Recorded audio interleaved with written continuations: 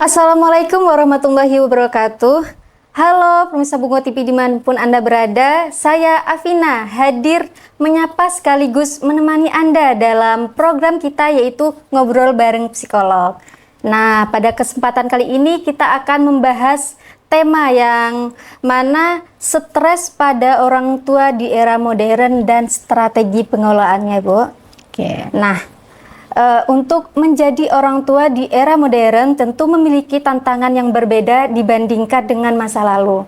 Tentukan pekerjaan, tekanan ekonomi, perkembangan teknologi, hingga dinamika sosial seringkali membuat orang tua merasa kewalahan.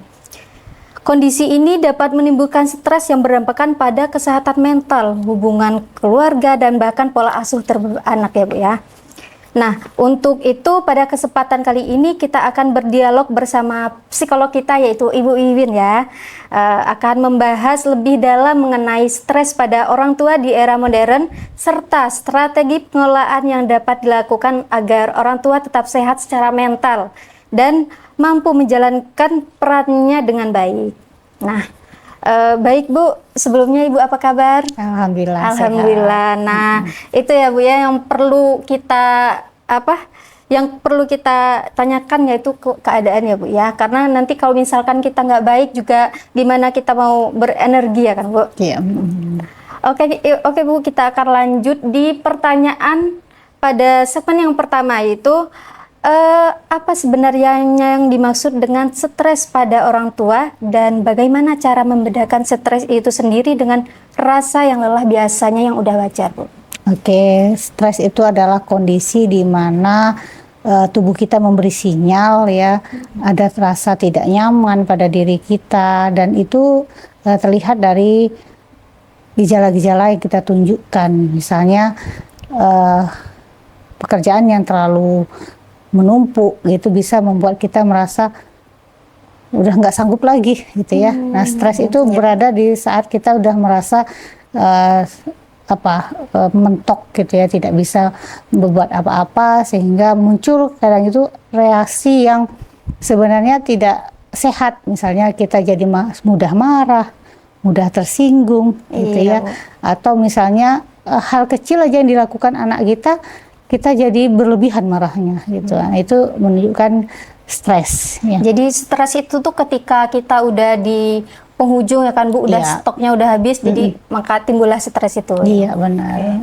Nah, dalam kondisi saat ini ya Bu ya, apakah sumber stres orang tua itu lebih banyak berasal dari tekanan pekerjaan dan ekonomi, atau mungkin justru dari tantangan pola asuh anak yang semakin kompleks? Semuanya itu juga berpengaruh ya, dari segi pekerjaan misalnya. Seorang ibu misalnya sekarang kan banyak ibu pekerja ya. Jadi pekerjaannya mungkin di luar sudah banyak tuntutan, ketika pulang ngerjakan pekerjaan rumah lagi, belum lagi ngasuh anak, belum lagi tuntutan dari suami.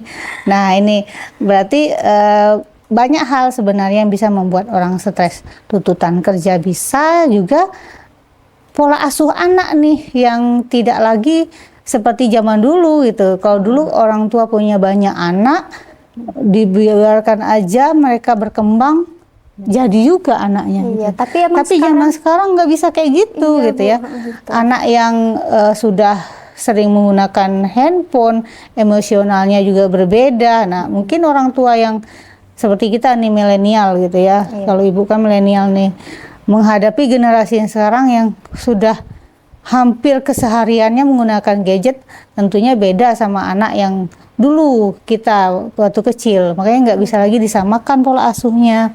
Kalau dulu emosinya bisa terkendali, sekarang anak nggak bisa mengendalikan emosinya. Apalagi misalnya balita yang sering menggunakan gadget, itu seringkali kelihatan perilaku tantrum ya, tidak mau berinteraksi sama orang lain. Jadi pasti ibunya bingung nih, kok kayak anak saya kayak gini ya, perkembangannya apa yang saya lakukan. Nah, belum lagi nih omongan dari lingkungan. ini anaknya karena sering digini-giniin gitu ya.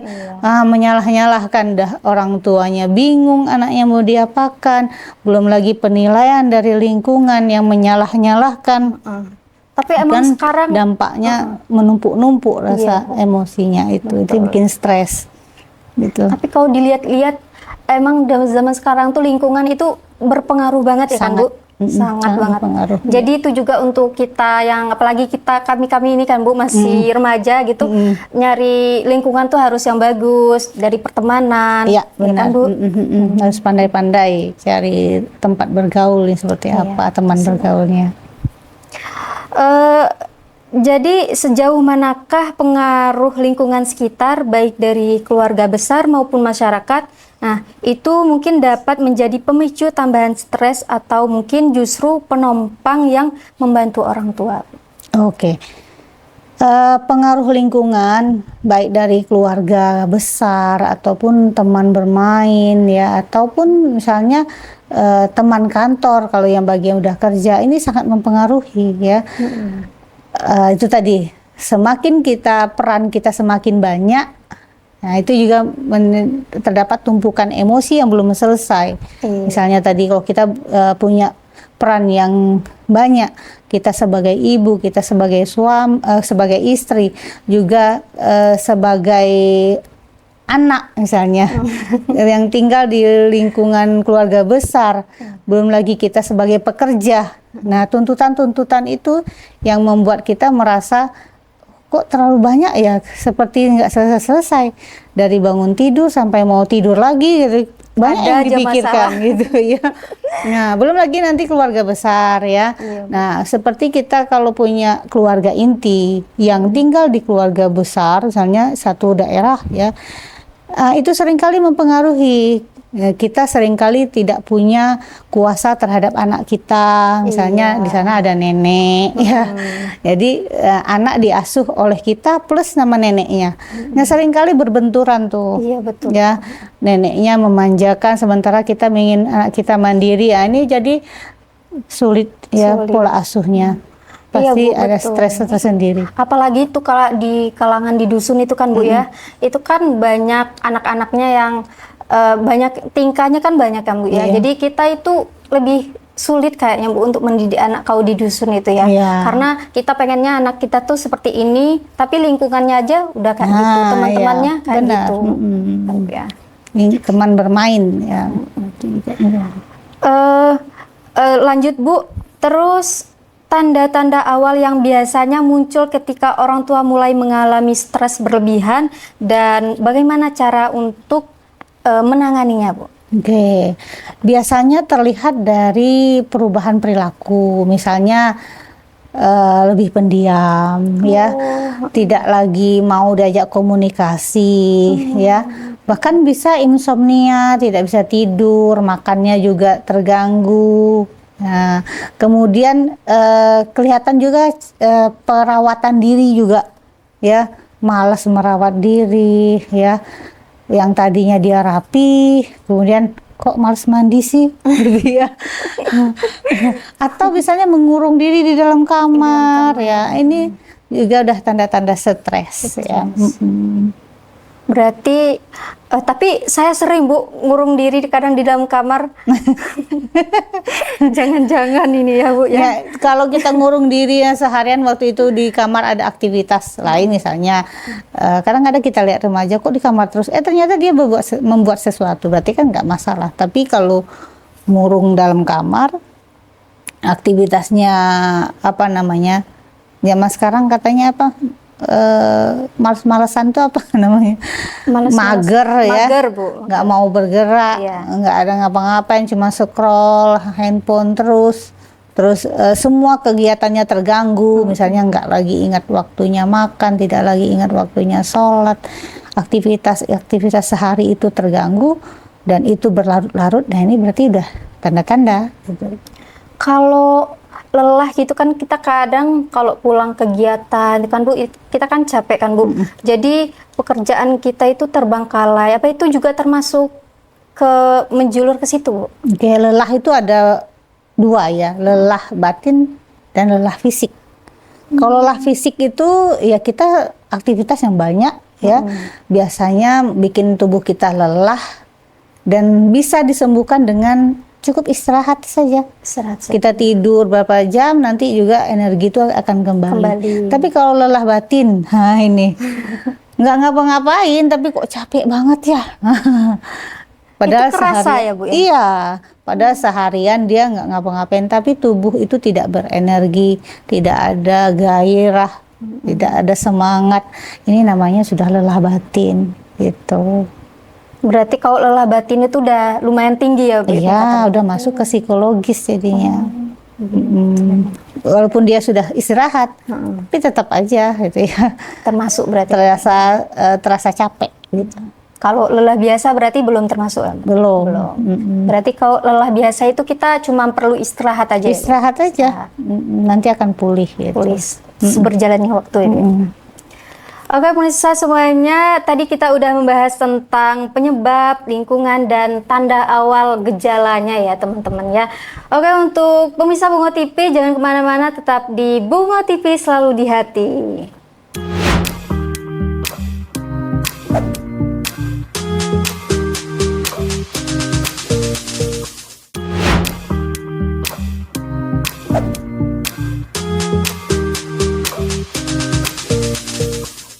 Oke pemirsa Bungo TV dimanapun Anda berada, kembali lagi di obrolan kita yaitu bareng psikolog kita Ibu Wiwinarti tentunya ya.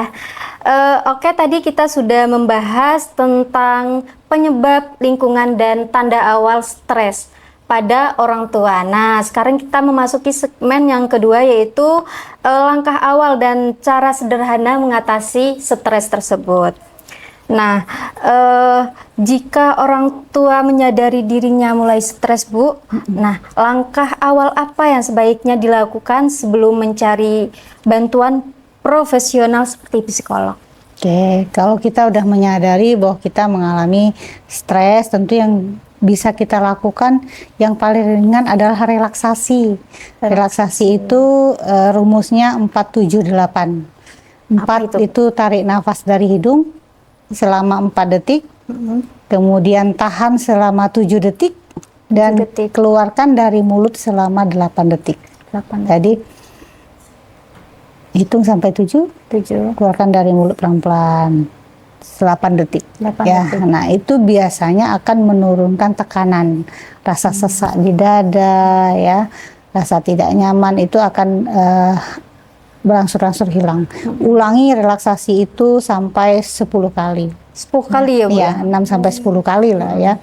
Kemudian apalagi yang bisa dilakukan? Belajarlah menulis apa yang dirasakan.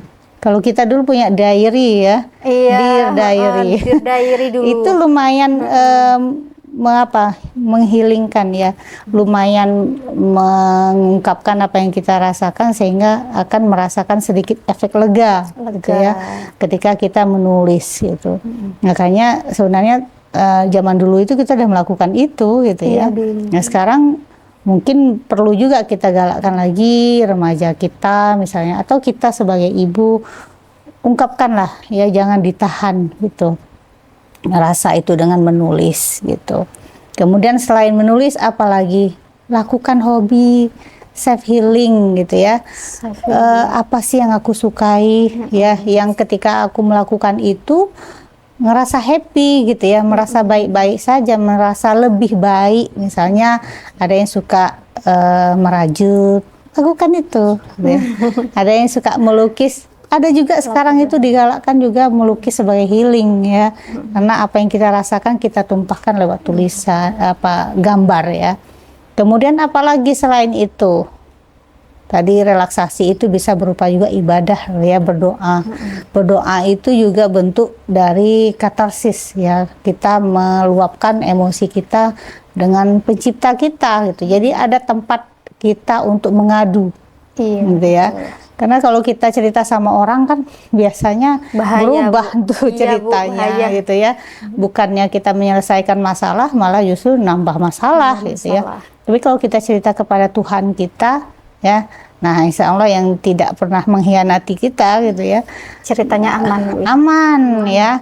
paling tidak efek lega itu pasti ada ketika sudah berdoa ya.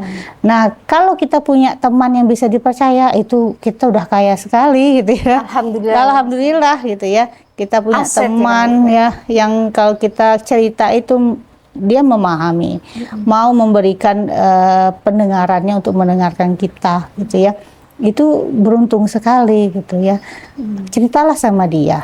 Tapi teman yang bisa dipercaya ya.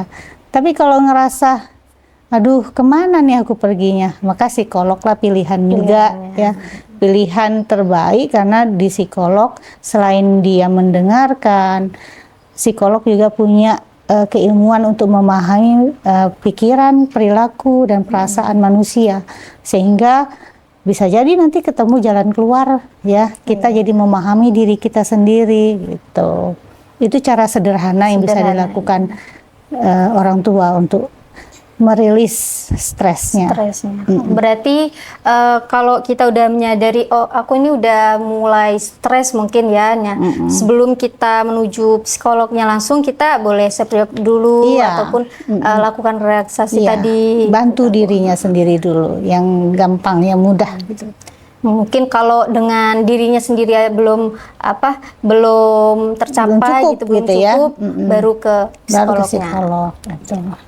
Baik Bu, selanjutnya bagaimana cara terbaik mengatur keseimbangan antara pekerjaan dan tanggung jawab keluarga agar tidak menimbulkan beban berlebihan? Nah, karena kita nih, apalagi seorang ibu yang perannya luar biasa ya, apalagi plus ibu pekerja.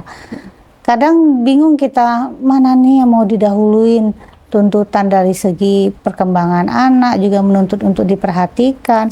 Tuntutan kerja yang makin menumpuk, belum lagi kita tugas di rumah ya, beres-beres yang seorang ibu itu tadi yang saya bilang, bangun tidur sampai mau tidur lagi belum selesai rasanya.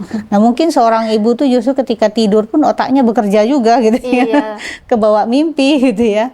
Nah, berat banget peran ibu ya. Iya, terus gimana ya kita untuk membuat hidup itu seimbang. Memang kita butuh keseimbangan dalam hidup ya. Jangan ada yang jadi korban gitu ya. Kita mengutamakan karir sementara perkembangan anak kita korbankan. Atau kita mengutamakan anak terus karir kita hancur, bisa juga seperti itu. Selalu ada yang menjadi korban. Maka lebih baik kita menulis prioritas sih ya. Jadi gini, ada banyak tugas. Mana yang urgent untuk dilakukan? Menuntut harus segera ditangani, dan kalau tidak segera ditangani, ini efeknya besar. Nah, itu harus kita lakukan terlebih dahulu. Misalnya anak kita nih, anak kita lagi berulah. Kita punya remaja yang ternyata perkembangannya tidak baik-baik saja ketika di sekolah. Itu harus kita dahulukan ketimbang kita pekerjaan kita gitu ya. Karena bisa nanti efeknya ketika, maaf kata, kalau sampai dia bundir, kan nyesalnya luar biasa gitu. Karena kita tidak tahu prioritas nih, udah sudah terjadi, akhirnya nyesal, kenapa aku nggak perhatikan dia gitu ya.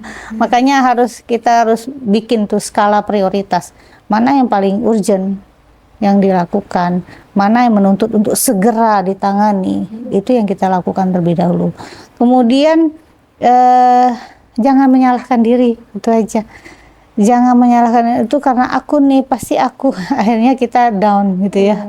Banyak pikiran. Iya, banyak pikiran. Terus merasa bahwa kesalahan kita nih. Gitu. Kita yang salah. Jadi berdamailah dengan ketidaksempurnaan. Ya, oh ya, anakku lagi seperti ini, nggak apa-apa. Fokus ke jalan keluarnya.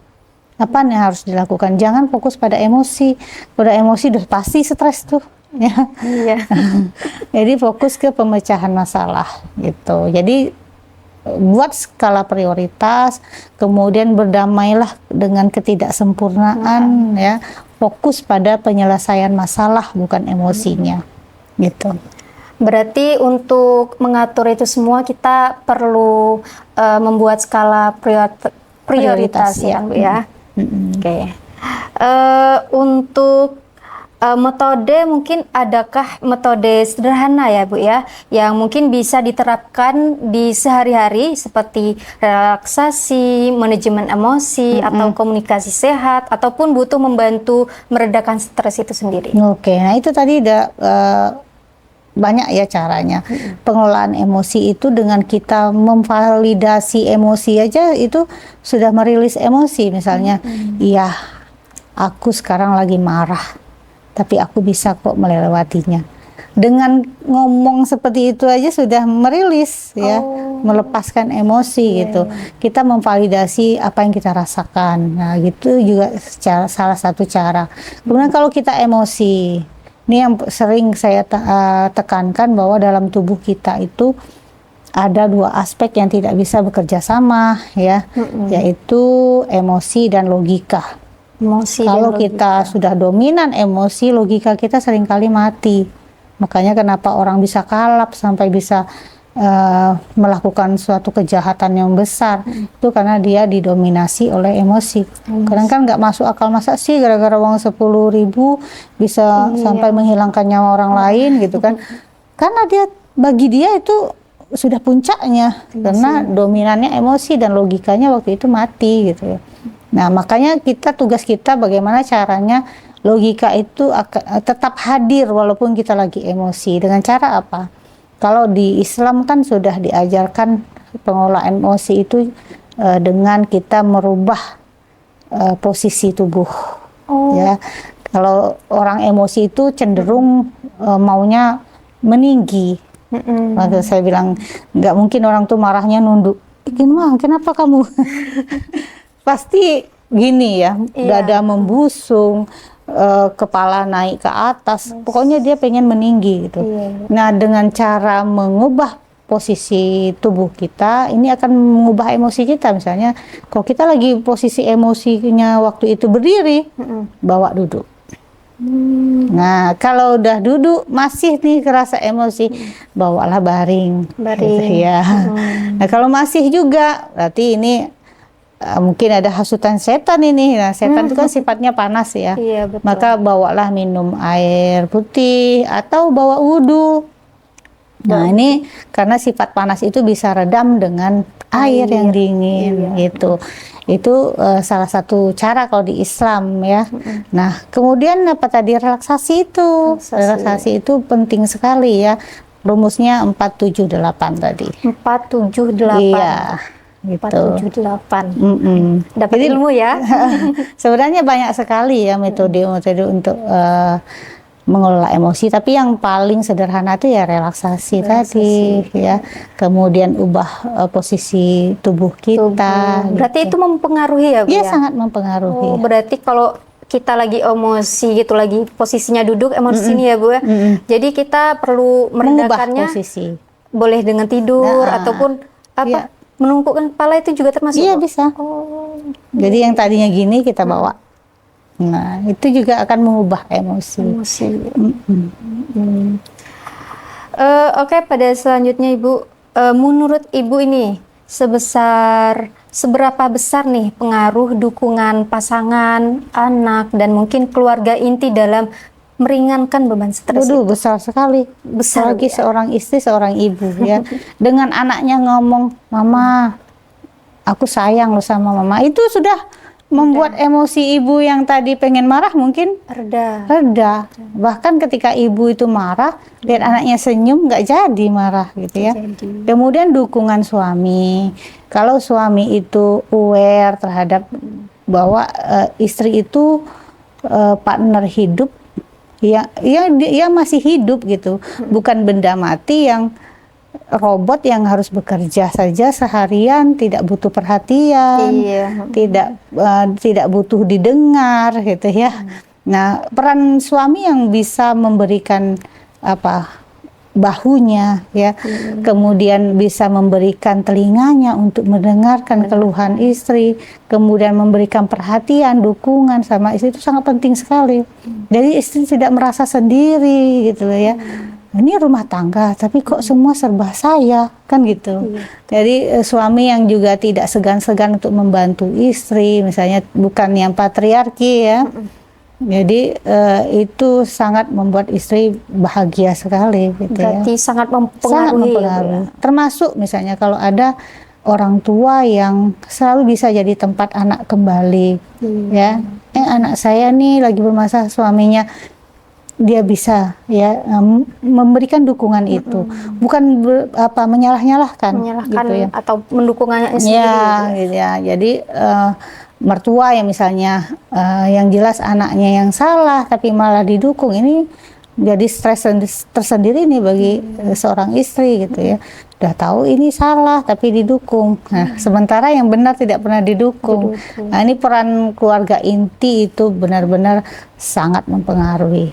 Misalnya kalau hubungannya tidak baik-baik saja sama suami nih, ya, tapi anak selalu mendukung, nggak apa-apa mah ada aku. Itu cukup menguatkan gitu ya bagi seorang ibu gitu. Jadi kalau semisal ini ya Bu ya, kita menikah gitu pun ya, saya belum nikah ya Bu ya, jadi nggak apa-apa untuk masa depan. Misal Ya. seandainya. Nah, kita punya suami nih, dia nih orangnya nggak begitu peka kan Bu ya, sedangkan kita kan butuh banget dukungan dari suami. Gitu. Nah, apa sih Bu yang perlu kita lakuin agar suami, apa kita harus ngomong belak-belakan aja ataupun harus gimana? Nah, itu harusnya dikondisikan sebelum nikah. Lihat dulu, kalau dia dari pacaran tuh udah nggak nyaman untuk diajak ngobrol, mending nggak usah dah gitu ya. Karena 70-80% dalam rumah tangga itu bisa diselesaikan dengan komunikasi ngobrol gitu ya.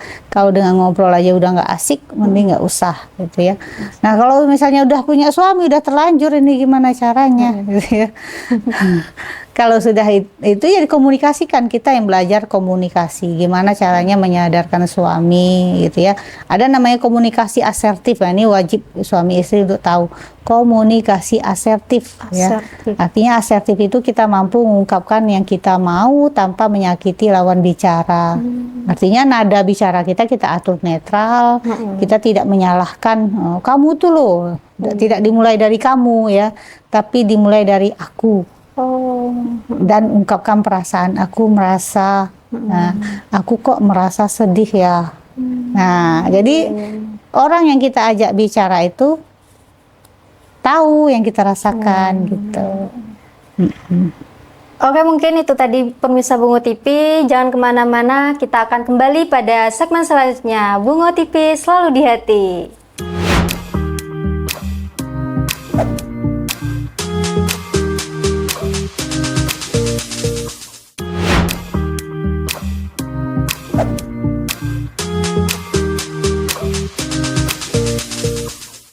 Oke, pemirsa Bungo TV, kembali lagi di obrolan kita ya Bu ya, yang mungkin tentunya lebih menarik dari yang sebelumnya. Oke, mungkin tadi kita udah membahas tentang stres, cara penanganannya baik dari keluarga, suami, anak, dan lingkungan ya Bu ya. Sekarang kita membahas tentang peran sekolah, program parenting, pemerintah, dan psikolog.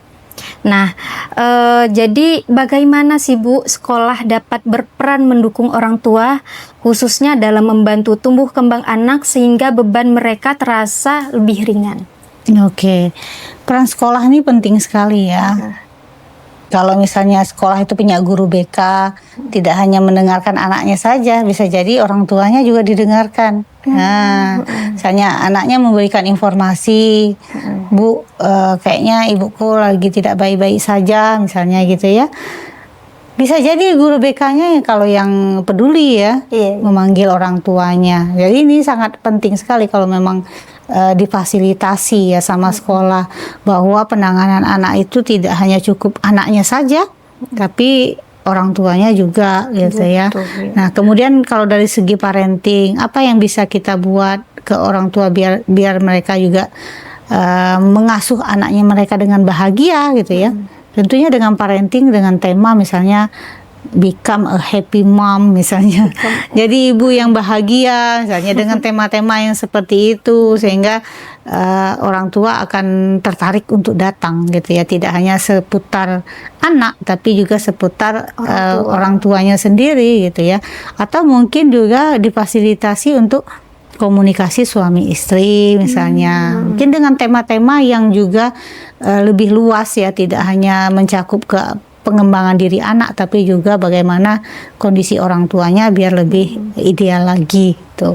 Nah, kalau dari segi pemerintah apa yang bisa dilakukan, tentunya ya membuat parenting ini juga ya.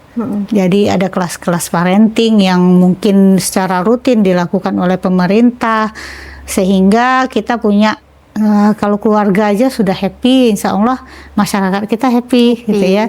Kita udah menyentuh dari segi keluarga inti, insya Allah itu masyarakat kita akan lebih sehat lagi gitu. Ya, jadi kalau dari psikolog ya biasanya ada juga PKM ya, penelitian ke masyarakat, mengabdi gitu ya, pengabdian pada masyarakat. Nah, mungkin dengan tema-tema ini nyentuh juga tentang keluarga gitu, itu akan membuat lebih baik lagi ya kondisi negara kita, mulai dari keluarga dulu. Berarti itu butuh ya, perlu ya Bu, dukungan dari sekolahan tadi.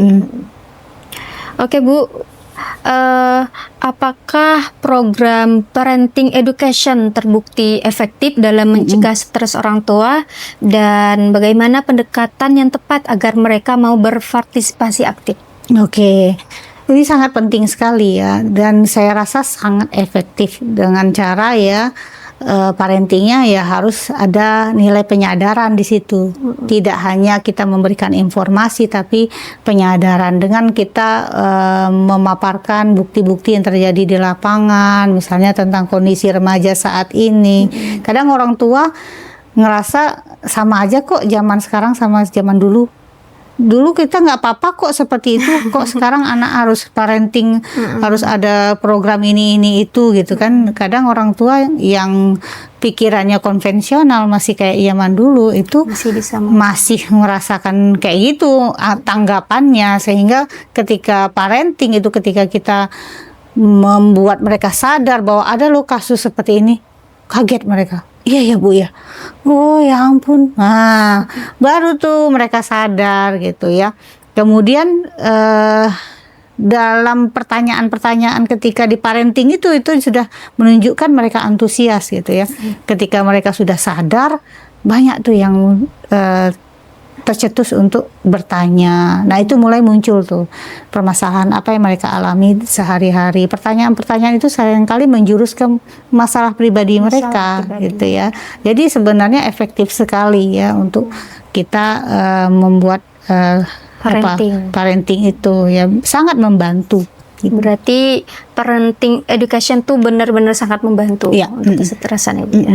Nah, dukungan seperti apa sih Bu yang ideal dalam pemerintah ataupun lembaga sosial, baik berupa fasilitas, layanan maupun kebijakan untuk membantu orang tua menghadapi stres tersebut? Oke, kalau kebijakan sih ya sebaik mungkin itu setiap puskesmas itu punya psikolog.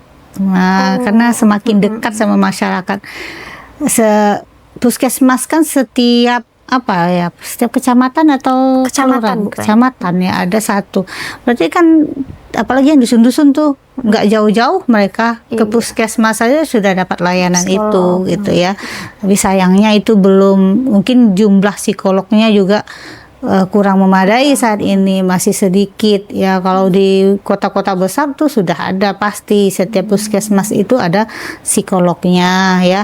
Itu fasilitas yang kita berikan. Kemudian tadi ya, kalau misalnya seminar yang kita lakukan itu di suatu tempat itu tidak memadai, mungkin bisa juga dengan online. Sekarang kan bisa lewat webinar itu bisa sampai 1.000 gitu kan. Banyak ya, tidak perlu kita sewa tempat gitu ya. Tapi masalahnya kadang ya kesadaran orang tua nih yang karena kesibukannya ya, kadang tidak menganggap itu seminar parenting itu penting. Nah, itu ya kendala yang kita alami sekarang itu. Karena setiap saya melakukan seminar parenting itu isinya ibu-ibu yang paling banyak. Ibu-ibu ya. Ayah itu paling 1 sampai 4 orang, itu udah alhamdulillah gitu ya. Jadi bagi ayah udahlah cukup ibu aja gitu ya. Sementara Yang parenting butuh itu kan ayah dan ibu, kedua-duanya. gitu. Itu Jadi dukungannya itu kita kalau bisa tuh di kecamatan tuh ada psikolognya, iya. harusnya ya Bu ya. Iya, benar. Cuman kita kondisi kita keterbatasan. Terus Bu, peran psikolog atau konselor dalam mendampingi orang tua itu apa sih Bu? Baik melalui terapi individu, konseling keluarga maupun kelompok pendampingan. Itu seperti apa? Peran psikolog sangat strategis sekali ya. Tentunya dalam hal penyadaran diri pasiennya gitu. Yang tadi ada konseling kelompok, misalnya ada istri yang habis bercerai sama suami, nah itu kalau kita punya datanya, yang baru-baru cerai ini biasanya mengalami ada tekanan emosi ya, bisa kita buat satu kelompok gitu ya.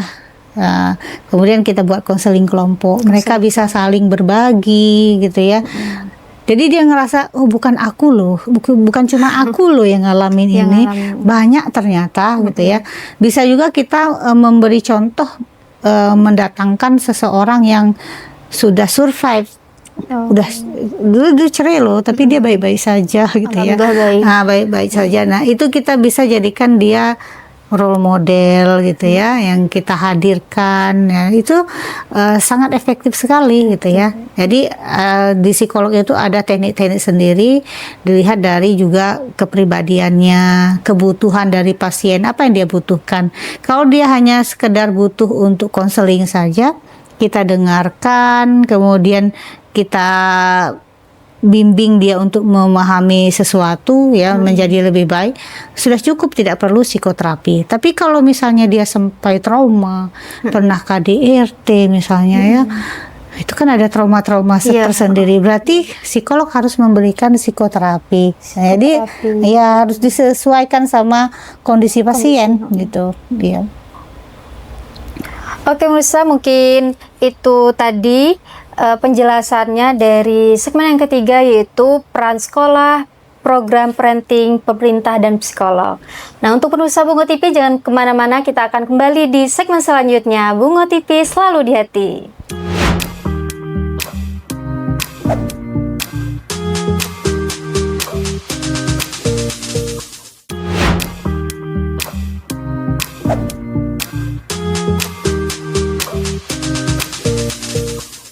Oke pemirsa Bungo TV, kembali lagi di obrolan ngobrol bareng psikolog tentunya ya. Nah, pada segmen yang terakhir ini kita akan membahas tentang stigma dan harapan ke depannya. Oke Bu, jadi masalah stigma sosial sering menjadi penghalang besar ya Bu ya. Banyak orang tua merasa malu atau takut dianggap lemah ketika mengakui bahwa mereka sedang mengalami stres. Nah, menurut Ibu nih, bagaimana cara menghilangkan stigma ini agar orang tua lebih terbuka dan berani mencari bantuan? Ya, kalau untuk ke psikolog, stigma itu sudah ada dari dulu ya, bahwa ketika psikolog, oh ini ada apa ini ya, berarti banyak para orang tua yang merasa nanti nama baiknya yang terganggu ya, kemudian rasa malu ya untuk ke psikolog. Gimana kita menghilangkan stigma itu? Mulai dari diri kita sendiri, jangan pernah menjudge gitu ya, menghakimi orang lain ya. Kemudian mereka ke psikolog itu bukan berarti mereka lemah, tapi mereka justru menunjukkan bahwa mereka punya kekuatan untuk menolong diri mereka sendiri gitu. Nah, itu yang perlu kita sadari, bahwa ke psikolog bukanlah aib ya, tapi ke psikolog adalah cara terbaik untuk penyembuhan diri ya. Bukan hanya tentang kesehatan mental, tapi juga banyak hal yang bisa kita dapatkan dari konsultasi dengan psikolog. Misalnya psikotes ya, bisa juga dengan misalnya kita melihat perkembangan anak, konsultasi bagaimana perkembangan anak, itu bisa ya, tidak hanya melulu tentang kesehatan mental gitu ya. Gitu. Jadi stigma itu ya mulai dari diri sendiri, jangan mudah menghakimi orang lain. Kemudian kita yang mengedukasi masyarakat untuk tidak lagi mempunyai pandangan yang seperti itu gitu. Berarti kita punya masing-masing ya Bu ya? Iya, benar. Diri sendiri masing-masing. Iya. Oke Bu, sebagai seorang psikolog nih ya Bu ya, apa sih harapan Ibu terkait upaya pencegahan dan penanganan stres pada orang tua di era modern ini, dan apakah perlu adanya perubahan baik di tingkat masyarakat maupun pemerintah agar tercipta lingkungan yang lebih mendukung kesehatan mental orang tua? Oke, saya berharapnya ya ada kolaborasi antara pemerintah, profesional seperti psikolog dan masyarakat ya terkait kesehatan mental, apalagi seorang ibu ya. Seringkali kita lihat di media sosial ya, ibu itu sudah kehilangan perannya, kelemah lembutannya gitu ya. Ada kita lihat kasus ya anak yang kehilangan nyawa dari ibunya sendiri yang melakukan. Itu kayaknya nggak kayak mana gitu ya, kayak nggak masuk aja ke akal saya gitu. Kok bisa seorang ibu sampai seperti itu? Ya, iya, tapi kalau kita runtut mungkin backgroundnya, nah itulah stres, depresi itu sampai membuat orang bisa melakukan hal-hal yang nekat seperti itu. Jadi saya berharap sekali ya dengan banyaknya kasus sekarang yang ada di media sosial, kita sadari bahwa kesehatan mental itu juga sama pentingnya dengan kesehatan fisik. Ya kalau kita sakit kan kita ke dokter tuh. Tapi kalau kita merasa pikiran kita, perasaan kita itu tidak baik-baik saja, maka kita juga butuh berobatnya ke psikolog gitu. Jadi harus ada kerjasama antara pemerintah, kemudian profesional dan masyarakat semuanya. Seperti itu ya Bu ya. Nah itu pemirsa, jadi kita perlu menstigma diri kita sendiri juga yang tadi setelah Ibu bicarakan tadi ya. Oke pemirsa semuanya yang ingin berkonsultasi ya boleh langsung aja ke alamat yang di bawah ini. Oke pemirsa Bungo TV, jangan lupa saksikan di episode-episode selanjutnya. Saya Afina pamit undur diri. Saya akhiri, wassalamualaikum warahmatullahi wabarakatuh.